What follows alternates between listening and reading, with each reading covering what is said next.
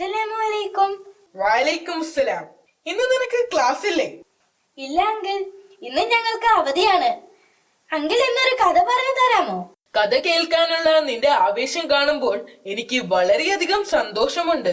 സഹാബികളുടെ ജീവിത കഥകളിൽ നിന്ന് നിനക്ക് ധാരാളം പഠിക്കാൻ കഴിയും. നിന്റെ ജീവിതത്തെ നേർവഴിക്ക് നയിക്കാൻ അത് സഹായിക്കും. അത് ശരിയാണെങ്കിൽ ഇന്ന് ആരുടെ കഥയാണ് അങ്കിൾ പറയാൻ പോകുന്നത്? ഇൻഷാ അല്ലാഹ്, ഇന്ന് ഞാൻ പറയാൻ പോകുന്നത് സയ്യിദ് ബിൻ ആമിർ അൽ ജുമാഹി റളിയല്ലാഹു അൻഹുവിനെ കുറിച്ചാണ്.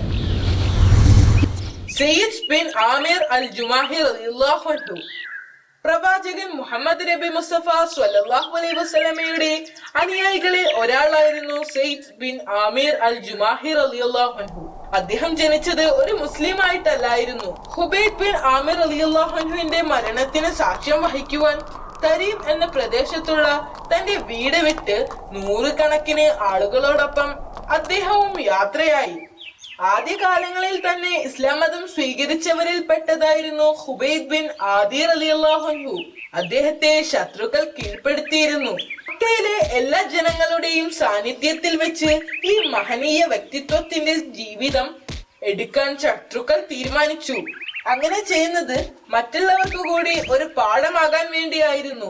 മാത്രമല്ല, പ്രവാചകനോടൊപ്പം ചേരാൻ ആഗ്രഹിക്കുന്നവർക്കുള്ള ഒരു മുന്നറിയിപ്പ് കൂടിയായിരുന്നു അത്. തങ്ങളുടെ പൂർവികരുടെ മതം ഉപേക്ഷിക്കപ്പെട്ടാൽ അവർക്ക് നേരിടേണ്ടി വരുന്ന ശിക്ഷയെ കുറിച്ച് അവരെ ബോധ്യപ്പെടുത്തുന്നതിനാണ് ഇങ്ങനെ ചെയ്യുന്നത്. സയ്യിദ് ബിൻ ആമിർ അൽ ജുമാഹി റളിയല്ലാഹു അൻഹു ഈ ദാരുണ സംഭവത്തിന് സാക്ഷ്യം വഹിച്ചു. ഹുബൈബ് റളിയല്ലാഹു അൻഹുവിന്റെ ഉറച്ച വിശ്വാസവും നിർഭയമായ മനോഭാവവും അദ്ദേഹത്തെ വളരെയധികം ആകർഷിച്ചു. സ്വന്തം മരണത്തെ തൊട്ടു മുൻപിൽ കണ്ടിട്ടും അദ്ദേഹം തന്റെ വിശ്വാസത്തിൽ ഉറച്ചു നിന്നു. ഒട്ടും ഭയപ്പെടാതെ ഒരു പുഞ്ചിരിയോടെ അദ്ദേഹം മരണത്തെ നേരിട്ടു.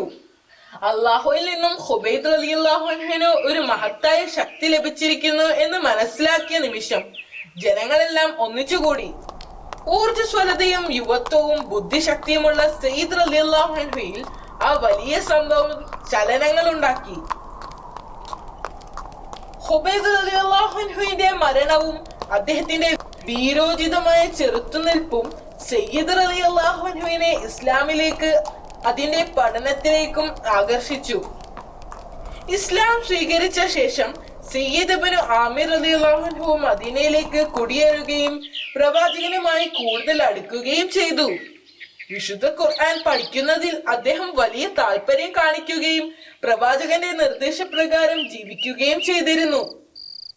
ഉമർ റളിയല്ലാഹു അൻഹു ഖലീഫയായിരുന്ന കാലത്ത് സിറിയയിലെ ഹൂമിന്റെ ഗവർണറായിരുന്നു സയ്യിദ് ബിൻ ആമിർ റളിയല്ലാഹു അൻഹു. ഉമർ റളിയല്ലാഹു അൻഹു ആയിരുന്നു അദ്ദേഹത്തെ ഗവർണറായി നിയമിച്ചത്. ഒരിക്കൽ ഉമർ റളിയല്ലാഹു അൻഹു അദ്ദേഹത്തോട് പറഞ്ഞു, ഞാൻ നിന്നെ ഹൂമിന്റെ ഗവർണറായി നിയമിച്ചിരിക്കുന്നു. അപ്പോൾ സയ്യിദ് ആമിർ റളിയല്ലാഹു അൻഹു പറഞ്ഞു, ഞാൻ അള്ളാഹുവിന്റെ നാമത്തിൽ അങ്ങയോട് അപേക്ഷിക്കുകയാണ്. ഇഹലോക ജീവിതത്തിൽ എന്നെ വഴിമാറി ചിന്തിക്കാൻ അത് കാരണമാകും.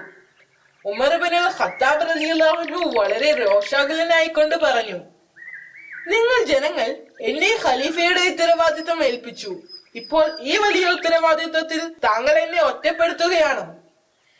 അദ്ദേഹം വളരെ പെട്ടെന്ന് തന്നെ ഒരു മറുപടി പറഞ്ഞു, അള്ളാഹു ആണ്, ഞാൻ ഒരിക്കലും താങ്കളെ കൈവിടുകയില്ല. ഇങ്ങനെയാണ് സയ്യിദ് ബിൻ ആമിർ റളിയല്ലാഹു അൻഹു ഹൂമിന്റെ ഗവർണറായത്. ഉമർ റളിയല്ലാഹു അൻഹു അദ്ദേഹത്തോട് ശമ്പളത്തെ കുറിച്ച് ചോദിച്ചു. ശമ്പളമായി ഞാൻ താങ്കൾക്ക് എന്താണ് തരേണ്ടത്? ആ ചോദ്യത്തിൽ അദ്ദേഹം വളരെ അസ്വസ്ഥനായിരുന്നു. തന്റെ ജീവിതം ഇഹ്ലോക വിഷയങ്ങളുമായി ബന്ധപ്പെടുത്താൻ അദ്ദേഹം ആഗ്രഹിച്ചിരുന്നില്ല. അതിനാൽ അദ്ദേഹം ഉമർ റളിയല്ലാഹു അൻഹുവിനോട് പറഞ്ഞു, വിശ്വസ്തനായ സേനാനായക, ആ ശമ്പളം കൊണ്ട് ഞാൻ എന്തു ചെയ്യാനാണ്? എന്റെ ആഗ്രഹങ്ങൾ നിറവേറ്റാനുള്ള എന്താണ് അങ്ങ് ഖജനാവിൽ നിന്ന് തരാൻ പോകുന്നത്? അദ്ദേഹം ചോദിച്ചു. അദ്ദേഹത്തിന്റെ മറുപടിയിൽ ഖലീഫക്ക് വലിയ സന്തോഷമായി. സയ്യിദ് റളിയല്ലാഹു അൻഹു വളരെ താഴ്മയോടെ ജീവിതം നയിച്ചിരുന്ന ഒരാളായിരുന്നു. ജനങ്ങൾ കരുതിയതുപോലെ അദ്ദേഹം ഒരു സാധാരണ ഗവർണർ ആയിരുന്നില്ല. ഹോംസ് ഒരു വലിയ നഗരമായിരുന്നു, കൂടാതെ ഒരു പ്രധാന വ്യാപാര കേന്ദ്രവും. ഒരിക്കൽ ഉമർ റളിയല്ലാഹു അൻഹു ഹോംസ് സന്ദർശിച്ചപ്പോൾ അവരുടെ ഗവർണർക്കെതിരെ എന്തെങ്കിലും പരാതി ഉണ്ടോ എന്ന് അവിടുത്തെ ജനങ്ങളോട് അന്വേഷിച്ചു. ജനങ്ങൾ ഗവർണറുടെ 4 പരാതികളെ കുറിച്ച് ഖലീഫയോട് പറയുകയും അത് അദ്ദേഹത്തിന്റെ ശ്രദ്ധയിൽപ്പെടുത്താൻ ആവശ്യപ്പെടുകയും ചെയ്തു. ഉമർ റളിയല്ലാഹു അൻഹു ഓഫീസിലെത്തിയപ്പോൾ സെയ്ദ് ബിൻ ആമിർ റളിയല്ലാഹു അൻഹുവിനെ വിളിച്ചു വരുത്തി. തന്റെ സാന്നിധ്യത്തിൽ ഹോംസിന്റെ പ്രതിനിധികളോട് അവരുടെ പരാതികളെ കുറിച്ച് പറയാൻ ആവശ്യപ്പെട്ടു. ഒന്നാമത്തെ പരാതി, അദ്ദേഹം രാവിലെ വീട്ടിൽ നിന്നും ഇറങ്ങുന്നത് വളരെ വൈകിട്ടായിരുന്നു.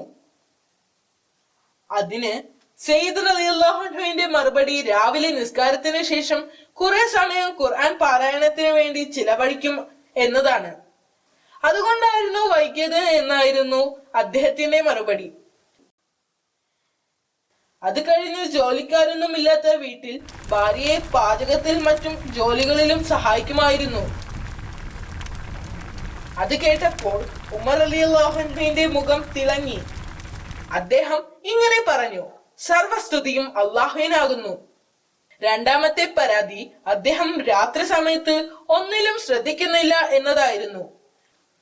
പകൽ സമയം ജനങ്ങൾക്കായി കരുതി വച്ചതുപോലെ രാത്രി സമയം അദ്ദേഹം പ്രാർത്ഥനയ്ക്കായി മാറ്റിവെച്ചത് കൊണ്ടാണ് എന്നായിരുന്നു അദ്ദേഹത്തിന്റെ മറുപടി. ഖലീഫ അദ്ദേഹത്തിന്റെ മറുപടിയിൽ വീണ്ടും സംതൃപ്തനായിരുന്നു. മൂന്നാമത്തെ പരാതി, മാസത്തിൽ 2 ദിവസം അദ്ദേഹം വരാറില്ല എന്നതായിരുന്നു. ആ ദിവസങ്ങളിൽ അദ്ദേഹം വീടിന് പുറത്തിറങ്ങാറില്ല എന്നതായിരുന്നു. സെയ്ദ് റളിയല്ലാഹു അൻഹുയുടെ വിശദീകരണം ഇതായിരുന്നു. അദ്ദേഹത്തിന് ആകെ 2 ജോഡി വസ്ത്രങ്ങൾ മാത്രമേ ഉണ്ടായിരുന്നുള്ളൂ. അത് കഴുകുന്നതിനും ഉണക്കി വീണ്ടും ധരിക്കുന്നതിനും വേണ്ടിയായിരുന്നു അദ്ദേഹം 2 ദിവസം വീടിന് പുറത്തിറങ്ങാതിരുന്നത്. ഇത് കേട്ടപ്പോൾ ഖലീഫയുടെ മുഖം വീണ്ടും തിളങ്ങി. അദ്ദേഹം ഇടയ്ക്കിടയ്ക്ക് അബോധാവസ്ഥയിലാകുമെന്നതായിരുന്നു നാലാമത്തെ പരാതി. അതിന് അദ്ദേഹത്തിന്റെ മറുപടി, ഖുബൈദ് അൽ അൻസാരിയുടെ രക്തസാക്ഷിത്വത്തിന് മക്കയിൽ അദ്ദേഹത്തിന് സാക്ഷിയാകേണ്ടി വന്നിട്ടുണ്ട്. എന്നാൽ അദ്ദേഹത്തിന് വേണ്ടി ഒന്നും ചെയ്യാൻ കഴിഞ്ഞിരുന്നില്ല. ഈ സംഭവം ഓർക്കുമ്പോൾ അദ്ദേഹം അല്ലാഹു സുബ്ഹാനഹു വ തആലയുടെ ശിക്ഷയെക്കുറിച്ച് ഭയപ്പെടും, അപ്പോൾ തളർന്നു പോകും. ഇത്രയും പറഞ്ഞുകൊണ്ട് അദ്ദേഹം ഖലീഫയുടെ വിധിക്കായി തല കുനിച്ചു നിന്നു. ഉമർ റളിയല്ലാഹു അൻഹുവിന് മറ്റൊന്ന് പറയാനില്ലായിരുന്നു. അൽഹംദുലില്ലാഹ് എന്നൊഴികെ മറ്റൊന്നും അദ്ദേഹത്തിന് പറയാനില്ലായിരുന്നു. പിന്നീട് അദ്ദേഹം ജനങ്ങളോടായി പറഞ്ഞു, മറ്റ് ഗവർണർമാർ രാജാവിനെ പോലെയാണ് ജീവിക്കുന്നത്. തന്റെ ജനങ്ങൾ പട്ടിണി കിടക്കുമ്പോൾ അവർ വയറ് നിറച്ചു ഭക്ഷണം കഴിക്കുന്നു. ഒരു മുസൽമാൻ എങ്ങനെയാണ് ജീവിക്കേണ്ടതെന്ന് നിങ്ങളുടെ ഗവർണറുടെ ജീവിതത്തിൽ നിന്നും നിങ്ങൾ കണ്ടു പഠിക്കണമെന്ന് അവിടെ കൂടി നിന്ന ജനങ്ങളോട് അദ്ദേഹം ആവശ്യപ്പെട്ടു. സെയ്ദ് ബിൻ ആമിർ റളിയല്ലാഹു അൻഹുവിന്റെ ഭക്തി, സത്യസന്ധത, സമർപ്പണം എന്നിവ കൊണ്ട് അദ്ദേഹത്തെ ജനങ്ങൾ വളരെയധികം സ്നേഹിക്കുകയും ബഹുമാനിക്കുകയും ചെയ്തിരുന്നു. ചീകി ഒതുക്കാത്ത മുടിയായിരുന്നു അദ്ദേഹത്തിന്. കാഴ്ചയിൽ പാവപ്പെട്ട ഒരു മുസ്ലിമിൽ നിന്നും ഒട്ടും വ്യത്യസ്തനായിരുന്നില്ല അദ്ദേഹം. ഒരിക്കൽ ഹോംസിൽ നിന്ന് കുറച്ച് ഉദ്യോഗസ്ഥർ ഉമർ ഇബ്നുൽ ഖത്താബ് റളിയല്ലാഹു അൻഹുവിനെ സന്ദർശിച്ചു. അവർ സത്യസന്ധരും ഉമർ റളിയല്ലാഹു അൻഹുവിന്റെ വിശ്വാസം നേടിയവരുമായിരുന്നു. അദ്ദേഹം അവരെ വളരെയധികം ബഹുമാനിച്ചിരുന്നു. സംഭാഷണത്തിനിടയിൽ ഉമർ റളിയല്ലാഹു അൻഹു അവരുടെ പ്രദേശത്തെ ഏറ്റവും പാവപ്പെട്ട ഒരാളുടെ പേരെഴുതാൻ അവരോട് ആവശ്യപ്പെട്ടു. അയാൾക്ക് വേണ്ട പണവും മറ്റു വസ്തുക്കളും അവരുടെ കയ്യിൽ തന്നയക്കാം എന്നു പറഞ്ഞു. അവർ എഴുതിക്കൊടുത്ത പേരുകൾ പരിശോധിക്കുമ്പോൾ അതിൽ ഗവർണറുടെ പേര് കണ്ട് ഉമർ റളിയല്ലാഹു അൻഹു ആശ്ചര്യപ്പെട്ടു. ഇതിനെക്കുറിച്ച് അദ്ദേഹം അവരോട് ചോദിച്ചപ്പോൾ ഉദ്യോഗസ്ഥർ പറഞ്ഞ മറുപടി, ചില ദിവസങ്ങളിൽ അദ്ദേഹത്തിന്റെ വീട്ടിൽ തീ പുകയാറ് പോലുമില്ല എന്നതായിരുന്നു. ഇത് കേട്ട ഖലീഫ വിഷമം കൊണ്ട് കരയാൻ തുടങ്ങി. അദ്ദേഹം 1000 ദിനാർ ഒരു കിഴിയിലാക്കി ഉദ്യോഗസ്ഥന്മാരെ ഏൽപ്പിച്ചുകൊണ്ട് പറഞ്ഞു, ഈ പണം അദ്ദേഹത്തിന് നൽകി അദ്ദേഹത്തിന്റെ ആവശ്യങ്ങൾ നിറവേറ്റി കൊടുക്കുക. സെയ്ദ് അൽ ജുമാഹി റളിയല്ലാഹു അൻഹുവിനോട് എന്റെ സലാം പറയുക. അദ്ദേഹത്തിന്റെ ആവശ്യങ്ങൾ നിറവേറ്റാൻ ഈ പണം തന്നയച്ചു എന്നും പറയുക. ഉദ്യോഗസ്ഥർ അത് സമ്മതിക്കുകയും അവർ സെയ്ദ് റളിയല്ലാഹു അൻഹുവിന്റെ വീട്ടിലേക്ക് പോവുകയും ചെയ്തു. അവർ ആ കിഴി സെയ്ദ് റളിയല്ലാഹു അൻഹുവിനെ ഏൽപ്പിച്ചു. അദ്ദേഹം അത് തുറന്നു നോക്കിയപ്പോൾ അത് നിറയെ പണമായിരുന്നു. ആദ്യം അദ്ദേഹം ആ സമ്മാനം നിരസിച്ചു. പക്ഷേ ഉദ്യോഗസ്ഥർ ഒരു വിധത്തിൽ അത് അദ്ദേഹത്തെ തന്നെ ഏൽപ്പിച്ചു. ആ പണം കണ്ടപ്പോൾ അദ്ദേഹത്തിന്റെ ഭാര്യ അദ്ദേഹത്തോട് പറഞ്ഞു, ഈ പണം കൊണ്ട് നമുക്ക് വീട്ടു സാധനങ്ങൾ വാങ്ങിക്കണം, ഒരു ജോലിക്കാരിയെ കൂലിക്കെടുക്കുകയും ചെയ്യാം. അതിനേക്കാൾ മികച്ച ഒരു കാര്യം ഞാൻ ചെയ്യട്ടെ. അദ്ദേഹം പറഞ്ഞു. എന്താണത്? അവർ ചോദിച്ചു. ഉടനെ തന്നെ അദ്ദേഹം ആ പണം പല ഭാഗങ്ങളായി വിഭജിച്ചു. എന്നിട്ട് ആ പണം വിധവകളും അനാഥരും പാവപ്പെട്ടവരുമുള്ള കുടുംബങ്ങളിലേക്ക് എത്തിച്ചു. അദ്ദേഹം ഒരു മഹാമനസ്കനും അള്ളാഹുവിന്റെ റസൂലിന്റെ ഏറ്റവും അടുത്ത ആളുമായിരുന്നു. അദ്ദേഹം പ്രവാചകന്റെ വാക്കുകൾക്കനുസരിച്ച് വളരെ സത്യസന്ധമായി ജീവിച്ചിരുന്ന ഒരാളായിരുന്നു. അത് ശരിയാണ്. അദ്ദേഹത്തിന് ഒരു സമ്പന്നനായി ജീവിക്കാമായിരുന്നു. എന്നാൽ തന്റെ സമ്പത്ത് കൈകാര്യം ചെയ്ത രീതി കേട്ടപ്പോൾ അതിശയം തോന്നി.